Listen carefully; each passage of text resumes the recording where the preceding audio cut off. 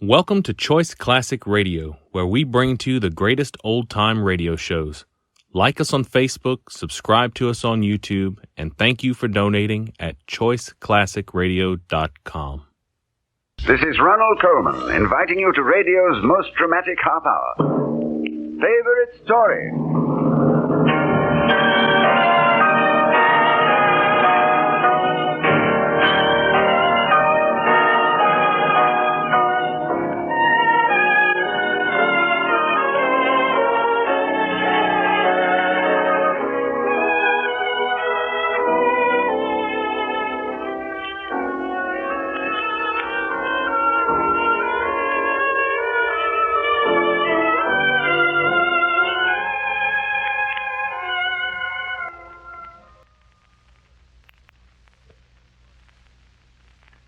Did you ever hear a piece of music composed for 80 symphony musicians and 4 airplane engines? Well, there is such a symphony, and the man who startled the world with it is the same man who chose this week's favorite story. He's one of the century's most brilliant modern composers, the famous bad boy of music, Mr. George Antile. The story Mr. Antile picked as his favorite is one of the maddest fictions ever dreamed for the literary mind. And when you've heard it, I think you'll agree. It's a fantastic yarn about science and insanity. Fitzjames O'Brien wrote it, and William Conrad is going to play the leading role. For all of you who love the amazing and the bizarre, here's George Antile's favorite story, The Diamond Lens.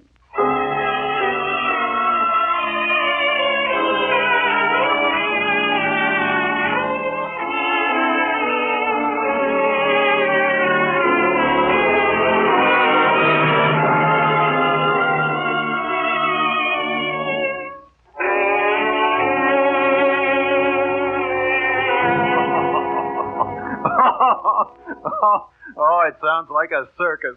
This fellow Lindley's lecture ought to give us the biggest laugh of the year. What's so funny about Professor Lindley? The old fellow's crazy. Cracked on the subject of submicroscopic animula. Look, when he comes to the question and answer period, ask old Lindley if he believes there are any worlds of life beyond the reach of the most powerful microscopes. See what he says. See what he says.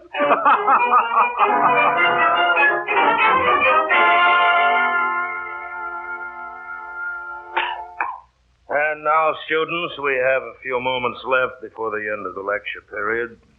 Are there any questions? Yes. Professor Lindley. Yes? Do you believe that living creatures exist beyond the magnifying limits of our best microscopes? Why do you ask that question? Well, I've heard, sir, that you hold definite opinions about subvisual life. I do indeed. Professor, what forms do you believe these creatures take? Human, sir. They have a definitely human form. You may laugh. Others have.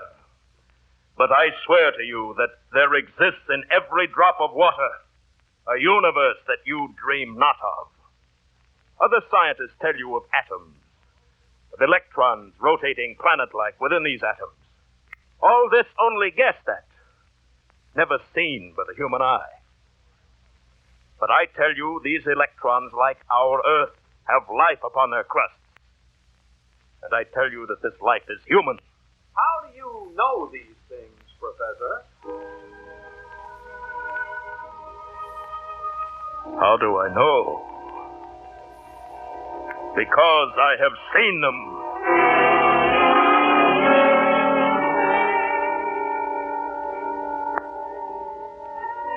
I began this research by accident. I was a young man, a student at the university in Edinburgh, just beginning to experiment with a microscope. On the floor above me lived a rather eccentric young gentleman named Jules Simon. Lindley, are you awake? Who is it? Simon, let me in. Lindley, I've just had the most amazing experience. Do you believe in spirit mediums? Oh, I don't know much about them. Well, I've just spent the evening with an amazing one, a Madame Vulpes. And believe me, Lindley, I had a conversation through her with my own great-grandfather. That's astonishing. It is astonishing how she cuts through the veil into the other world, almost the way your microscopes bring other worlds within our reach. Simon, I hope your Madame Volpes has better contact with her other world than I have with mine. Oh, you're not discouraged, old man. Very. Our lenses are such crude affairs. We scientists must be content to grind imperfect glass into imperfect shapes. And beyond 1,000 diameters, our microscopes refuse to show us that other world. Then I suggest you consult Madame Volpes. Her door into the other world is not such a narrow one.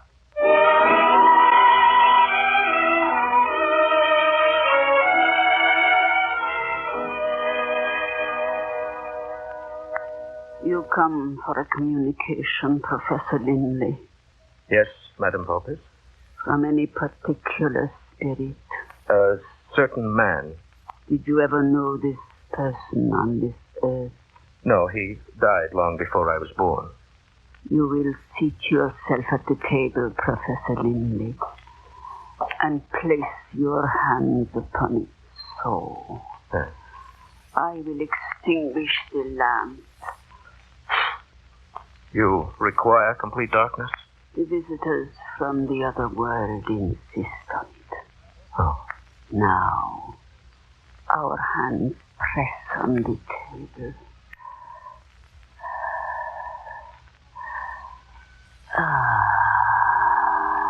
They are strong tonight. You are fortunate, Professor. Will the spirits communicate with this gentleman? They will speak with you. What spirit do you wish? I should like to speak with the ghost of Anton van Leeuwenhoek. Anton van Leeuwenhoek. This gentleman wishes to speak with Anton van Leeuwenhoek.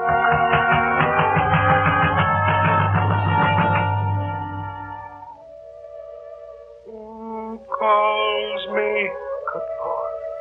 Are you Anton van Leeuwenhoek? I am.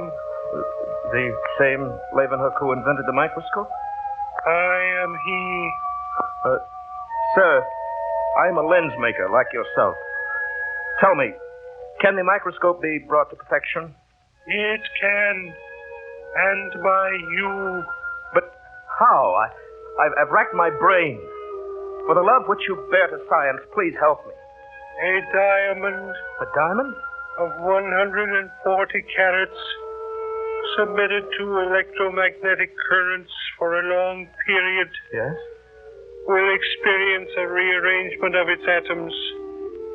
And if you pierce that stone through its axis, you will be able to grind the universal lens. Will great discoveries come from such a lens? So great that all which has gone before is nothing. Now I am called. I must go. I must go.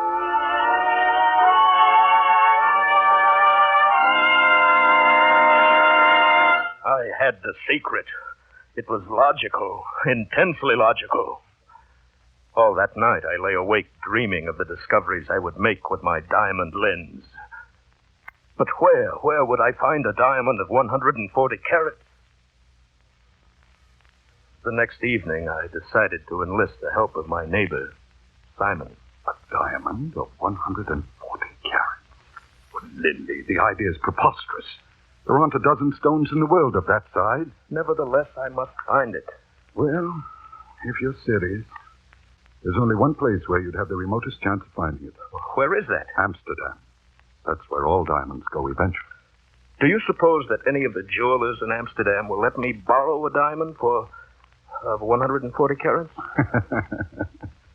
Why, of course they'll let you borrow one, Linley. And all they'll ask you to put up for security is the Grand Duchy of Luxembourg.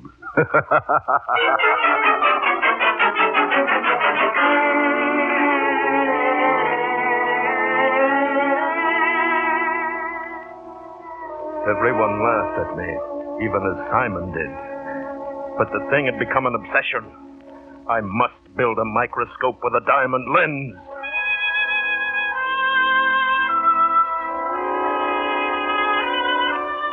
They started calling me Mad Lindley when I bought my steamship passage to Holland. Perhaps I did seem mad to travel in steerage on the mission of a millionaire.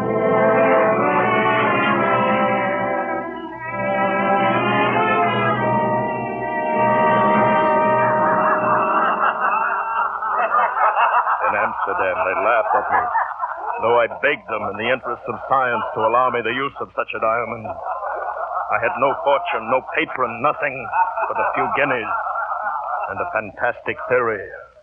At last I gave up, bought my passage back to Scotland on the next steamer, and went back to my lodgings to pack my trunk. There was a folded slip of paper underneath my door. Professor Lindley, if you desire to find what you seek, come tonight at midnight to the yellow brick house on the Borneo Strat.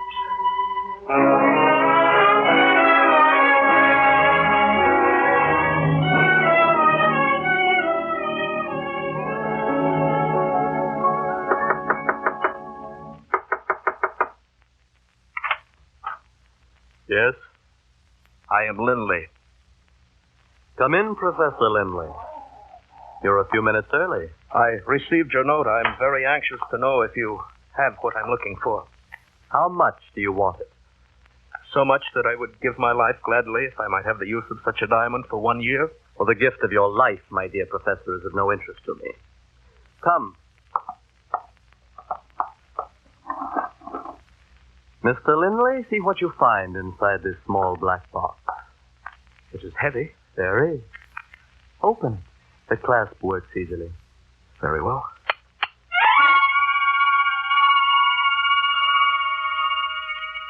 I call it the Eye of Morning. How did you get it? Is that any concern of yours? I must have it, sir. It is yours. Mine? With the payment of £1 million. Well, where would I get such a sum? Well, if you want this gem as much as I think you want it, you will find a way. You are right, sir.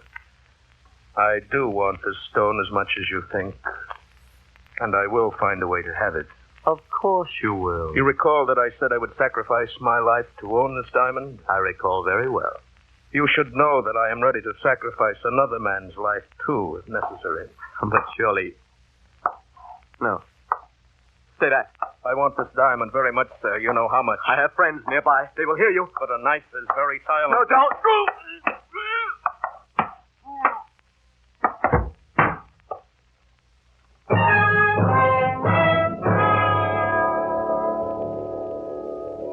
Amsterdam police found a man knifed to death in a yellow brick house on the Borneo Strat.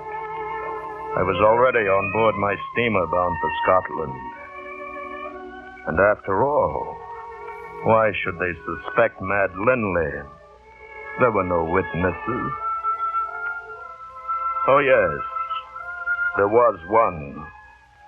One eye which observed all that happened. The Eye of Morning.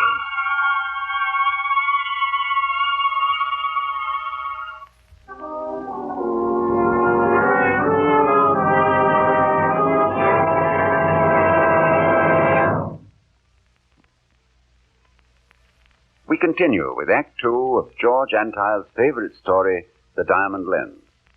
You know, the ways of the normal human mind are complex and strange, but in the diseased mind, where the subconscious unfolds dreams of the most terrifying nature, the brain of man becomes a miracle of strangeness. And when that brain belongs to a scientific genius such as Professor Lindley, the power of his thought shatters anything which stands in his way. With Amsterdam behind him, with a stolen diamond in his pocket, Professor Lindley returned by packet to his native Scotland.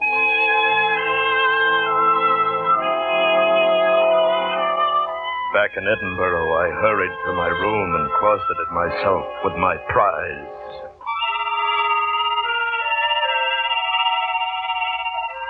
There it lay on my work table, the Eye of Morning, one of the largest diamonds in the entire world. Clamping an optician's loop in my eye, I scanned the inside of the gym. There was not a single flaw. I waited. Exactly 140 carats. I smiled at my good fortune, my cleverness. They could call me Mad Lurnley now. What did I care? I owned a diamond which was worth the ransom of an emperor.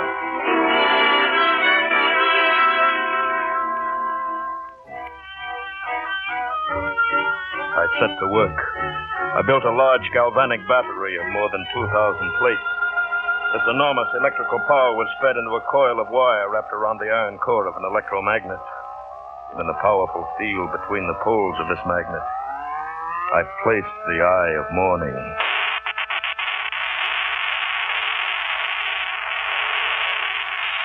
Day and night, night and day for 3 weeks, I subjected the diamond to this magnetic flux. Of course, I could not sleep. My eyes almost never left the gem.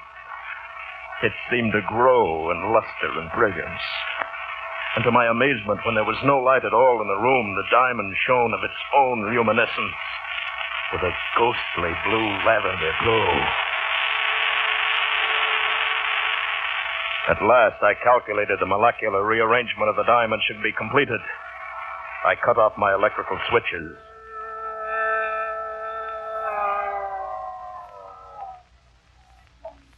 Then began the most exhausting toil I've ever known. I set about grinding my diamond lens, polishing it to perfection, and then the exhausting and tortuous work of boring the hole through the center of the axis, as Leeuwenhoek had instructed, all with precision to the millionth of an inch. And then at last, after weeks, months of superhuman effort, my diamond lens was completed. And I stood trembling on the threshold of new worlds. My hand shook as I made the apparatus ready. Now, what should be the first object to be scrutinized through this most powerful of all microscopes? Why not the elemental substance, the most common fluid in our everyday lives, a drop of water? I placed a single drop of distilled water on my microscope slide. Then I covered it with a thin film of turpentine to prevent rapid evaporation. I adjusted my lamp. And with a strange mixture of anticipation and dread, I looked through the eyepiece of my diamond lens.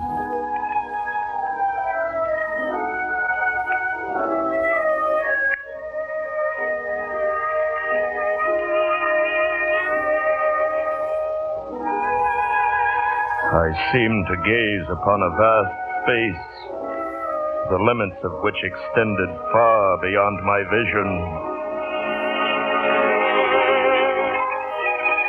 Then I made a minute adjustment with my microscope. Suddenly, a many-colored sphere leaped into view. A perfect ball, suspended in space, even as the full moon hangs in the evening sky. It floated nearer and nearer, and it filled the entire field of view. I could see its surface clearly. Mountain ranges and valleys, banks of gaseous clouds, and oceans of vapor. This must be the nucleus of an atom, or even an electron. The power of my diamond lens had reached into the very essence of matter. And now the surface of the sphere seemed so close to me that I could see forests and rocks and deserts. And I thrilled to think of what animal life I might observe. A universe was swinging into view, all contained in a droplet of water.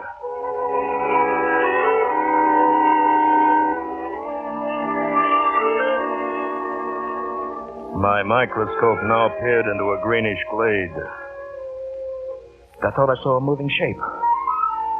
Anxiously, I waited for a clearer view. Would it be some animal, some giant insect, a reptile, or something hitherto unknown? At last, the gauzy veils of cloud foliage vanished, and I gazed upon a woman.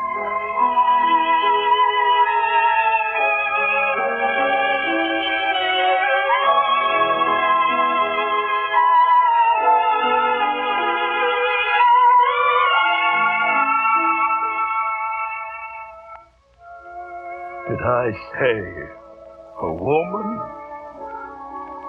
She had the outlines of humanity, but there the resemblance stopped. Her adorable beauty far exceeded that of any mere woman who ever walked our earth. Her eyes were mystic violet, dewy and serene. Her hair flowed out of her proud head like a track of a falling star through the night sky.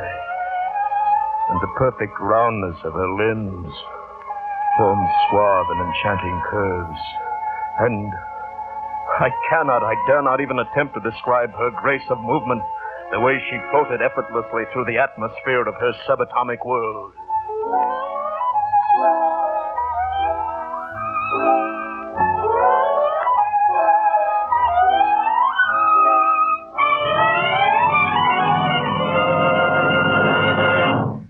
Think I am mad, insane.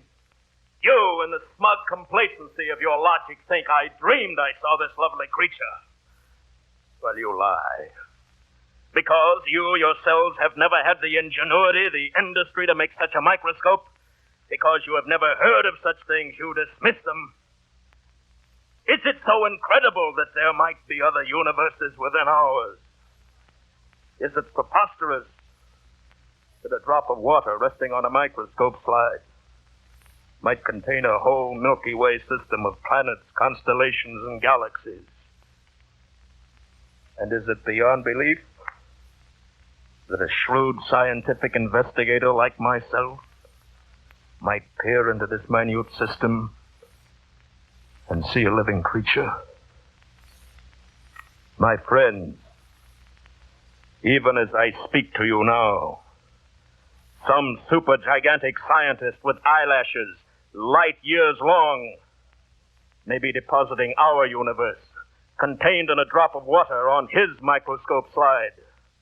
He may be adjusting his diamond lens to peer in astonishment at you, madam. And he may be falling in love with you. Is that madness?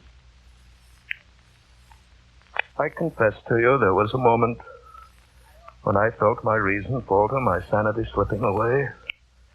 As I watched that beautiful woman through my lens, I knew that here I had found complete perfection in womankind.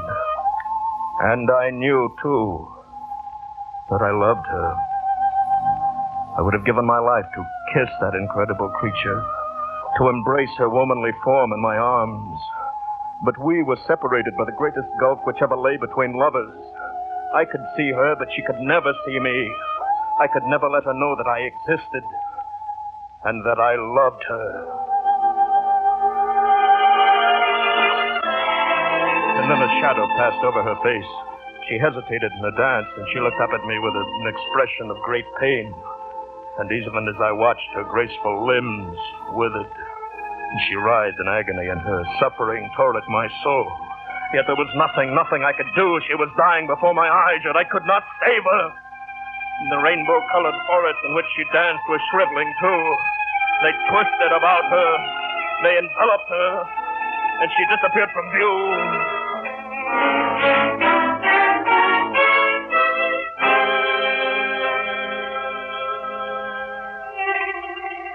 I looked down at the stage of my microscope. The glass slide was still there, but the drop of water was gone. And the whole universe which held my exquisite dancer had evaporated into the night air.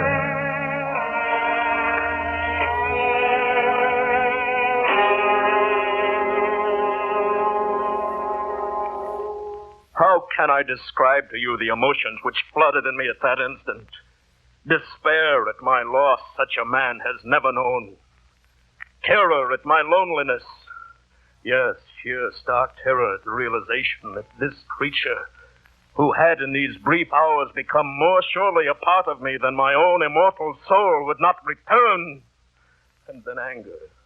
A horrific rising fury seething in my brain against the object which had brought to me this wonder. Now forever lost. For a long, horrible moment I stood staring at it. There on the table before me, my diamond lens, made miraculously fragile by the rearrangement of molecules I had achieved. My lens set with such infinite precision within my microscope. And then a muffled cry within my throat. I raised one of the massive andirons before the fire, and with a strength beyond my own, I struck! Again! Again! Again! And at last, there on the floor beneath my feet were but shattered remnants of the object of my hatred, my diamond lens. And that, young gentleman, is my answer to your question. Do creatures exist beyond the realm of human sight? They do. I, of all the world, have seen them. Good day, gentlemen.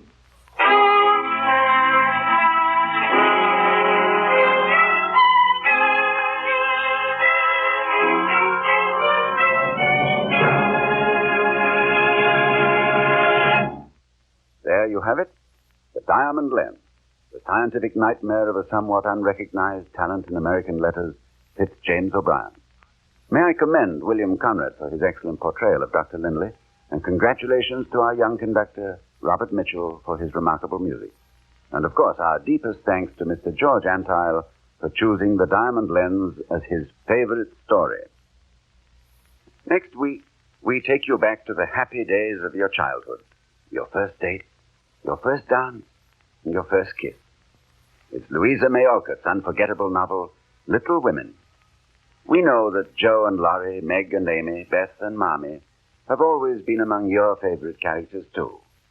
So when Favorite Story presents Little Women, we hope you'll be listening.